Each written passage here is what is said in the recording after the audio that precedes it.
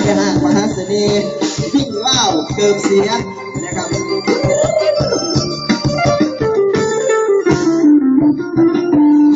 และช่วงนี้ครับช่วงคุณขอมาเราจัดให้ก็แล้วกันนะครับมักเพลงไหนขอเอาไว้ได้นะครับ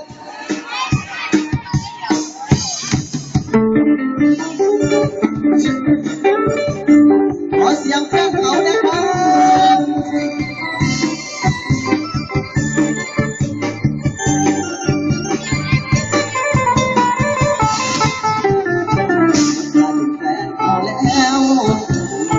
ที่หักเขาจะหวนพบคนคู่ควรเจ้ารีบถึงใจอ้ายหักหมดไม่ลืมแล้วเราซึมซึมหนอใจไรวาสนาหักเจ้าท้องฟ้าอย่างพายวันที่จะได้จากไปหัวใจอ้าย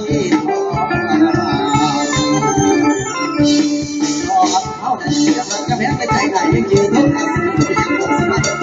ยังปวดคอยดับเพื่อไม่ใจพี่กับพ่อจากที่เหลียงเก็บมาถึงไม่ไม่ก็ยังไม่ไหนที่ลงมาดีมาก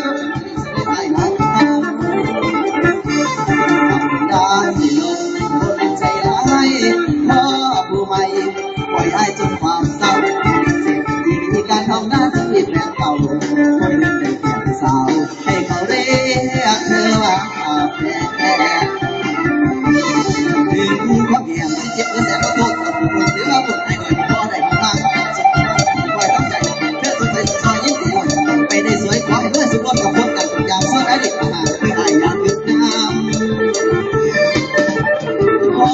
จดจำแต่สิ่งดีๆขอวันเดือนปีที่เคยร่วมกันใช้ใจเป็นแฟนเขาเด้อผู้สาวอายเบียดเบียดเขาเด้อผู้สาวอายทุกความเสียใจให้ขอรับเพียงลงน้ำกระดาษเอ็นสองเก่าในใจอายยังมีกับแล้วต่อละเพื่อนทอดต่อส่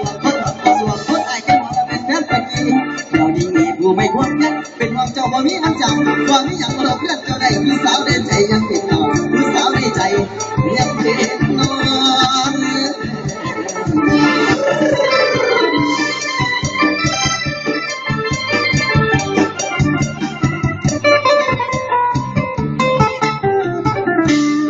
เอาต้นด้วยสกาวและตีนะครับจัดตามใจนะครับผู้ใดขอมาจัดให้เด้อพี่น้องเด้อ